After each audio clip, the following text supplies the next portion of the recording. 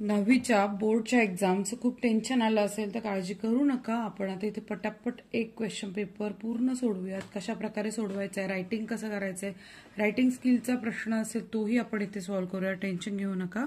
So सगळ्यात पहिलं तर फॉर्मॅट तुम्हाला माहिती असणार आहे की सेक्शन 1 साठी लँग्वेज स्टडी कशा प्रकारे मार्क्स इथे अलॉट केलेले आहेत तुमच्या समोर आहे. सो हा आहे क्वेश्चन पेपर फॉर्मॅट. आता आपण डायरेक्ट प्रश्नपत्रिकेकडे वळूयात. सेक्शन 1 जो आहे लँग्वेज स्टडीचा, सो फर्स्ट पेपर असणार आहे, आपण इथे सॉल्व्ह करतोय. तर इथे बघा, complete the words by using correct letters. इथे सगळ्यात पहिलं आपलं काय काय येणार आहे. सो याचे आन्सर्स आपण इथे पटापट बघून घेऊयात. सेकंड आहे put the words alphabetic order, punctuate the following sentences. So इथं आपला आन्सर येणार आहे मंथ, सेल्डम, बोरो आणि seen. Second, put the words alphabetic ऑर्डरमध्ये कॅरेक्टर, लिटरली, नाईटमेअर, पर्स्पेक्टिव्ह आणि खाली सँड, साइन, स्लाइम, समर. तर तुम्हाला माहिती असेल की पहिला अल्फाबेट चेक करायचं, सेकंड अल्फाबेट, थर्ड अल्फाबेट आणि फोर्थ अल्फाबेट चेक केलं की आपली ही ऑर्डर चुकणार नाही. आणि पंक्च्युएट द सेंटेन्समध्ये उत्तर बघा अमेझिंग. तर अमेझिंग हे काय एक्सक्लेमेटरी वर्ड असल्यामुळे ते एक्सक्लेमेटरी मार्क गरजेचं आहे. इट इज रिअली गुड नंतर फुल स्टॉप द्यायचा आहे. आणि सेकंडमध्ये हाऊ, एच कॅपिटल द्यायचं कंपल्सरी. प्रश्न विचारला इथे, त्यामुळे how can you bake biscuit, comma, bread and cake. So इथे क्वेश्चन मार्क आहे. सो हे इथे क्वेश्चन विचारल्यामुळे आपण अशा प्रकारे इथे सॉल्व्ह केलाय प्रश्न.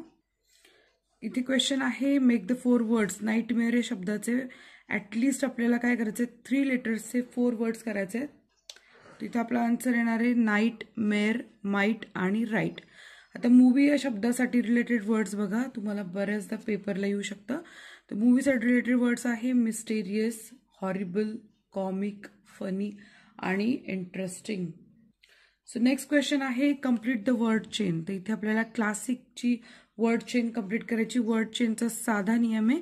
पहिलं बघायचं इथे काय म्हटलंय, नाऊनची वर्ड चेन आहे. सो सगळे नाऊन इथे येणं गरजेचं आहे. आणि क्लासिक, सी या शब्दापासून नेक्स्ट वर्ड सुरू होणं इथे गरजेचं आहे. सो आपला आन्सर येणार आहे क्लासिक, कॅमल, लोटस, सीट आणि टायगर. डू ॲज डायरेक्टेड मध्ये क्वेश्चन आहे make a meaningful sentence by using phrase a bolt from the blue. A bolt from the blue पासून वर्ड करायचा आहे. किंवा add a clause to the following sentence to expand it meaningfully. Swami is a typical boy. त्या दोन्हीपैकी काय सोडवाल तुम्ही बघा, एक प्रेफरन्स द्या. सो इथे आपला आन्सर आहे the news of the ancient came for him as a bolt from the blue. किंवा Swami is a typical boy who lives in a village. तर हा आपण क्लॉज इथे ॲड केलेला आहे. नेक्स्ट क्वेश्चन आहे add a prefix or suffix. Expect, fold किंवा make a meaningful sentence by using one of the following words. तर इथं आपला आन्सर येणार आहे एक्सपेक्टचं होतं एक्सपेक्टेशन, तर सफिक्स लावलेला आहे. सो हे सफिक्स हे शेवटी लावले. आणि फोल्डच्या इथे पुढे प्रिफिक्स लावले, सो अनफोल्ड होतं. किंवा they expect good performance from us. तर आता आपण पुढचा क्वेश्चन बघूयात. सो अशा प्रकारे तुम्हाला सीन पॅसेज इथे येणार आहे. 10 मार्क्सचा क्वेश्चन असणार आहे हा. सेक्शन 2 असतो 10 मार्क्सचा क्वेश्चन. टेक्स्च्युअल पॅसेज हे पुस्तकातला पॅसेज असणार आहे. सो पॅसेज थरली वाचायचं आहे. मुलांचा प्रश्न आहे की टीचर पॅसेज वाचायला वेळ, तर तुम्ही पहिलं तर प्रश्न बघून घ्या, म्हणजे प्रश्न बघितले की उत्तरं पटापट सापडतात. सो हा पॅसेज आहे, हा पॅसेज तुम्ही नीट बघून घ्या किंवा स्क्रीनशॉट काढा, व्यवस्थित तुम्ही इथे वाचणार नाहीये. आता याच्यावर आधारित identify the character by reading the following clues. So आपला आन्सर आहे पहिल्या क्वेश्चनचं कॅरेक्टर सीताराम, सेठ गोविंदराम, नथू आणि मिसेस श्रीवास्तवा. सेकंड क्वेश्चन आहे कम्प्लीट द रिमेनिंग पार्ट. आता इथे रिमेनिंग पार्टमध्ये काय करायचं असतं, ॲज इट इज जे पॅसेजमध्ये लिहिलेलं आहे इथे फक्त त्याच्यामध्ये शब्द टाकायचे आणि कम्प्लीट करायचे. 2 मार्कांसाठी आहे. हे बघा, अशा पद्धतीनं तुम्ही उत्तर लिहायचंय. तुम्हाला वेगळं काही डोकं लावायचं नाहीये. सो 2 मार्क तुम्ही मिळवायचेच आहेत. इथे आपल्याला प्रश्न विचारलाय find odd one out. Odd one out म्हणजे माहिती ना, गटात न बसणारा शब्द. So here are so many words we have to find it out. So odd one इथे आहे रेज, डस्ट, लक आणि पिपलीनगर. नेक्स्ट क्वेश्चन आहे ग्रामरचा. Begin the sentence by the sweeper boy said इथे सेंटेन्स दिले आणि द स्वीपर बॉय सेडने सुरुवात करायची. आणि second I know of a sweeper boy who's looking for work, underline the subordinate clause and name it. त्याचे उत्तर कसे असतील बघा. त्याचे आन्सर्स आहे द स्वीपर बॉयनं सुरुवात केली आपण. The sweeper boy sed that he didn't wish to talk about it. And second, I know of a sweeper boy who's looking for work, name of the subordinate clause. तर हा adjective clause आहे. Personal response question विचारलेला आहे. According to you what should Nathu do to get his salary from the bank. So याचा answer येणार आहे according to me, Nathu should talk to the bank manager to get his salary from the bank. Nathu should request the manager to give his salary on time. If the manager does not take any notice his request, he should propose his request to the owner of the bank. So हा सुद्धा आपला scene passage आहे जो आपल्या lesson मधील एक धड्यापैकी असतो आणि हा सुद्धा 10 मार्क्ससाठीच आहे. तर इथे पहिला क्वेश्चन आहे read the passage carefully and complete the activities. तर पॅसेज तुम्ही हा व्यवस्थित वाचायचा आहे. तुम्हाला पॅसेज दिसू शकतो, नीट वाचून घ्या. आणि याच्यावर क्वेश्चन आहे state whether the following statements are true or false. बघा या प्रश्नांमध्ये तुम्ही नीट पॅसेज वाचल्यावर काय उत्तर सापडत आहेत. सो आपले आन्सर्स आहे Stephen studied mathematics at the university of Oxford, false.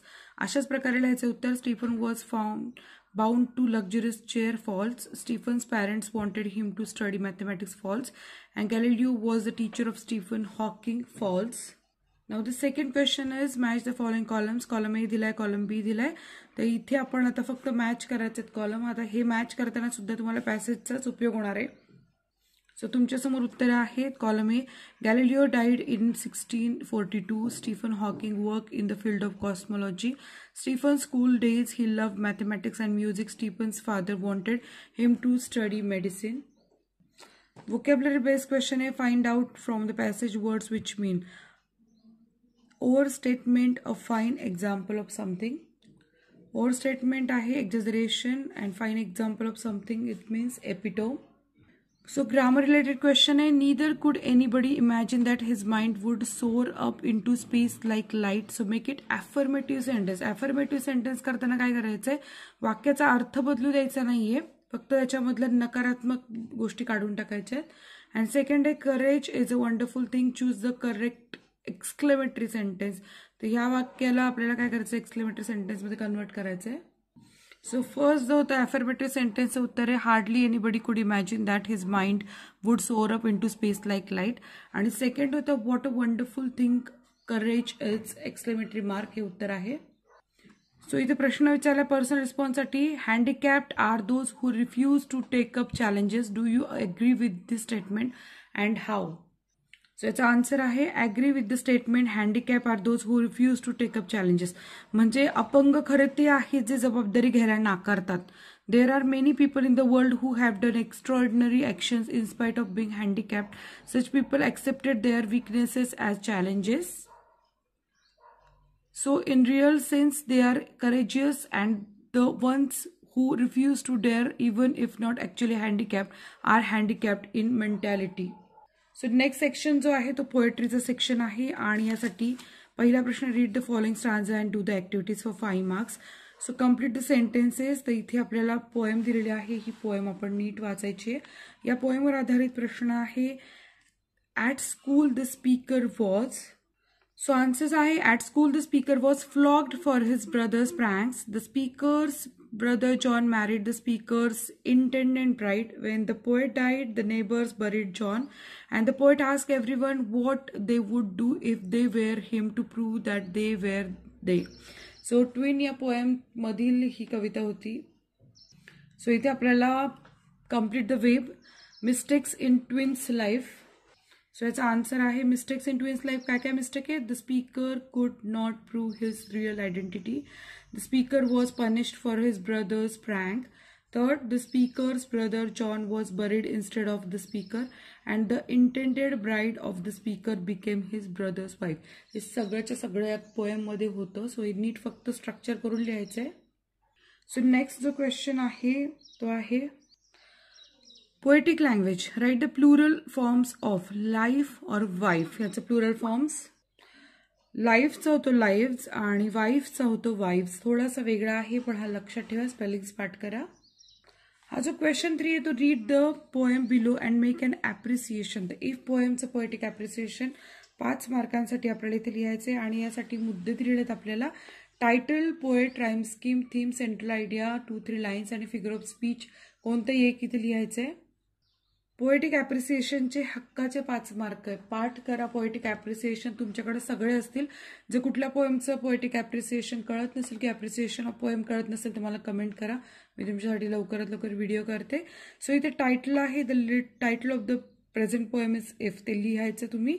पोएटचं नाव आहे रुडयार्ड किपलिंग. राईम स्कीम आहे इथे A, B, C, B, C आणि A, B, A, B, C, D अशा प्रकारे तुम्ही लिहायचे. थीम किंवा सेंट्रल आयडिया आहे. The central idea is if we try honestly we get something good in return. We should not be angry on anyone. Anger leads to sadness. We should behave politely and humbly with all, whether he or she be our enemy or friend. We should always think about the welfare of people. Unless we maintain kind relationships with others, we cannot be respected. We can become perfect by utilizing our time wisely. आणि ते figure of speech वापरलं आहे. If you can meet with triumph and disaster and treat those two impostor just the same. इथे antithesis आहे, विरोधाभास आहे. Two opposite ideas triumph and disaster are kept together. Next question आहे non textual passage. ते 10 मार्क्ससाठी आहे आणि इथे सुद्धा आपल्याला सेम प्रोसिजर फॉलो करायची आहे की नीट पॅसेज वाचायचं आहे. सो पॅसेजचा उर्वरित भाग इथपर्यंत आहे. ट्रॅव्हल टू अस हे नीट वाचा. सो इथे क्वेश्चन आहे हू सेड टू हुम म्हणजे कोण कोणास म्हणालं. Who takes care of you, who said to whom and we are orphans. तर पॅसेज नीट वाचल्याशिवायचं उत्तर मिळणार नाहीये. सो आपल्या इथे आन्सर आहे who takes care of you, the woman to कोणाला म्हणाले the children and we are orphans, the children to the woman. Next question आहे arrange the events in the proper sequence. तर हा असा प्रश्न तुम्हाला बऱ्याचदा येतो. फक्त नीट पॅसेज वाचा, तुमचे मार्क तुम्हाला आरामात मिळतील. सो इव्हेंटचा ऑर्डर आहे the woman lost her husband, she forgot to smile due to sorrow, she took the children to a departmental store and the children become very happy. Next question आहे write the one word substitution for the following. Children who don't have their parents, ज्या मुलांना आईवडील नसतात and the valuable things belonging to someone. So याचं right answer आहे ज्यांना आईवडील नसतात ते ऑर्फन्स असतात and valuable things belong to something is possession. So इथे ग्रामरचा प्रश्न आलाय a woman lost her husband, choose the correct passive voice. तर इथे 4 ऑप्शन तुम्हाला दिलेले आहे. And second question is she asked them who are your parents, choose the correct indirect speech. So इथे पॅसिव्ह व्हॉइस अँड डायरेक्ट इनडायरेक्टचे दोन्ही sentence इथे आलेले आहे. तुम्हाला फक्त चूज करायचं राईट आन्सर काय आहे. सो इथे आपला राईट आन्सर आहे her husband was lost by woman, हे पॅसिव्ह व्हॉइसचं वाक्य. And she asked them who their parents were. So direct indirect sentence आहे. पर्सनल रिस्पॉन्ससाठी क्वेश्चन विचारला do you have any plans for the development of orphans, how would you solve their problems. तर इथे उत्तर लिहायचं. So answer liya, yes, I have some plans for the development of orphans, the people who have no children. So should adopt the orphans as their children. The children who are orphans would feel better if somebody considered them as their own. The people would also feel nice by considering the orphans as their children. Apart from this, the orphans should be given special facilities like free education and free health checkups. So next question आहे आपला read the above passage and write a brief summary of it. Suggest a suitable title. So summary write करताना आपला as it is passage नसतो लिहायचा. त्या पॅसेजचा अर्थ तर आला पाहिजे पण 1/3 लिहायचं असतं. सो टायटल दिलं as you give so you receive. जर तुम्ही दिलं तर तुम्हाला मिळेल असा अर्थाचं टायटल आहे. Whatever we have is just a loan, we have to give the things to the needy. So अशा प्रकारे इथे पूर्ण वाचा आणि या प्रकारे समरी राईट करायची आहे. नेक्स्ट क्वेश्चन आहे लेटर रायटिंगचा do any one of the following. So rural life आणि सिटी लाईफ याच्याबद्दल माहिती दिलेली आहे इथे. या माहितीच्या आधारावर एक तर तुम्ही इन्फॉर्मल लेटर चूज करू शकता किंवा फॉर्मल लेटर चूज करू शकता. आपण इथे दोन्ही पत्र दाखवणार आहोत की कशा प्रकारे फॉर्मल लेटर लिहायचं, इनफॉर्मल लेटर लिहायचं. सो इनफॉर्मल लेटरची सुरुवात करताना लेफ्ट साईडला इथे ॲड्रेस लिहायचा आहे. ज्या व्यक्तीला ॲड्रेस करताय डिअर रॉनी ॲड्रेस करायचे आणि त्यानंतर आपण साधारणतः पॅरेग्राफ वाईज आपण हे पत्र इथे लिहिणार आहोत. So go through it. आता मी वाचून दाखवणार नाहीये, तुम्ही व्यवस्थित पत्र बघून घ्या.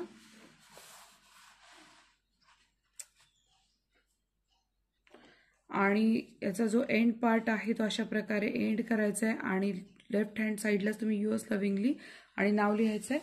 पण जर तुम्ही फॉर्मल लेटर चूज करत असाल तर तुम्हाला लेफ्ट साईडला ॲड्रेस तर लिहायचा आहे, पण टू लिहिणं ते फार गरजेचं आहे. कोणासाठी पत्र लिहिले, सब्जेक्ट लिहिणं गरजेचं आहे. To avail the facilities like electricity, employment, health and transport in the village. Respected sir अशी सुरुवात करायची आहे इथे आणि या प्रकारे तुम्ही इथे पत्र लिहायचं आहे. सो या प्रकारे आपलं पत्र लिहायचं. पत्राचा शेवट इथे असा करायचा आहे. इथे युअर्स फेथफुली लिहायचं, इथे लव्हिंगली नाही लिहायचं आहे कारण ही फॉर्मल लेटर आहे. डायलॉग रायटिंगमध्ये इथे put the sentence in proper order, complete the dialogues आणि you participated in the cleanliness campaign arrange by your school. Your sister wants to listen about the campaign, develop a dialogue between you and your sister. So मी याचं उत्तर तुम्हाला दाखवते कशा प्रकारे लिहायचं आहे. सो इथे आपल्या ह्या प्रश्नांचं उत्तर आहे. ऑर्डर आपण वाचून ठरवायची असते, नीट वाचायचं की पहिला काय प्रश्न विचारला जाईल आणि त्याच्यानंतर काय आन्सर असेल. सो कम्प्लीट द डायलॉग करताना सुद्धा अर्थपूर्ण वाक्य लिहायची, फक्त येस किंवा नो लिहू नका. आणि डायलॉग जेव्हा राईट करता त्यावेळेस विषयाला धरूनच आपण लिहायचंय. हे जर तुम्हाला लिहायचं नसेल तर ड्राफ्टिंग अ स्पीच ड्राफ्ट करायचे. व मला तर वाटतं डायलॉग रायटिंग वगैरे तुम्ही मार्क जास्त पाडू शकता. सो ड्राफ्टिंग अ स्पीच याच्यामध्ये your school has arrange elocution competition कशावर, if I become the prime minister of India याचा ड्राफ्ट करायचा आहे. पण तुम्ही जर स्पीच ड्राफ्ट करणार इंटरेस्टेड असाल तर if I become the prime minister of India, तर इथे हे स्पीच दिलेलं आहे, तुम्ही व्यवस्थित बघून घ्या. सो स्पीच आपल्याला असं 10 ओळीचं लिहून चालणार नाहीये, व्यवस्थित स्पीच लिहिणं गरजेचं आहे.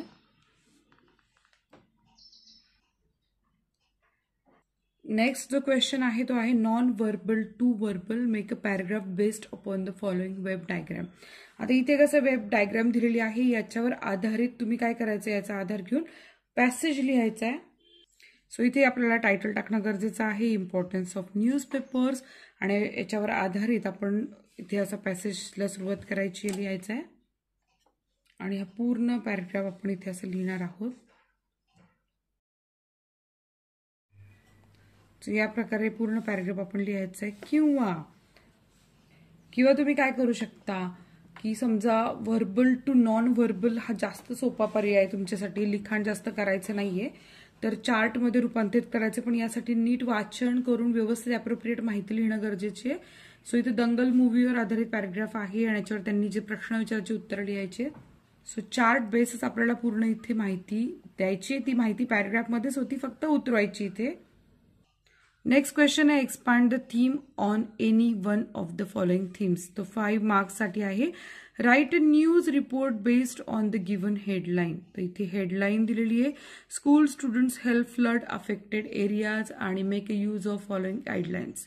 तर headline, dateline, lead line, body of the report आणि कंक्लुजन या सगळ्यांना मार्क्स असतात, हे सगळे पॉईंट्स येणं गरजेचं आहे. सो अशा प्रकारे आपल्याला इथे ठिकाणाचं नाव, तारीख हे फार महत्त्वाचे मुद्दे आहेत आणि त्यानंतर तुम्ही तुमची न्यूज सुरू करायची आहे. या पद्धतीनं न्यूज लिहायची आहे, त्याला टायटल देणं अत्यावश्यक आहे. नाही तर तुम्ही सरळ स्टोरी डेव्हलप करू शकता, सुटेबल टायटल देऊ शकता. He assured the manager that he would never come late to the office from the day. ही लाईन म्हणजे एंड होता. सो एंड आहे का स्टार्टिंग लाईन हे बघून मग स्टोरी लिहायला सुरुवात करा, जर स्टोरी लिहिणार असाल तर.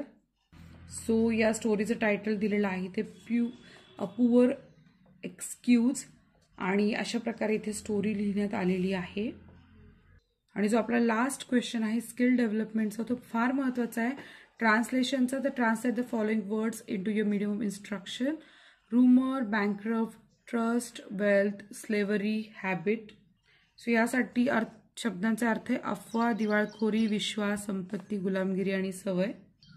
नेक्स्ट आहे translate the following sentences in to your medium of instruction. So don't waste your time and energy. Always wear helmet while riding a bike. Follow traffic rules. Don't ride your bike on full speed. या वाक्यांचे अर्थ आहे तुमचा वेळ आणि ऊर्जा वाया घालवू नका. दुचाकी चालवताना नेहमी शिरस्त्राण घाला. वाहतुकीचे नियम पाळा आणि अतिवेगात तुमची दुचाकी चालवू नका. आणि लास्ट आहे C translate the following idiom proverb. Haste makes best. Honesty is the best policy. So याचा अर्थ आहे अतिघाई संकटात नाही आणि प्रामाणिकपणा हा सद्गुण आहे. So all the best. Paper अशा प्रकारे सोडवायचा प्रयत्न करा. योग्य प्रश्न चूज करा. तुम्हाला मार्क चांगले मिळतील.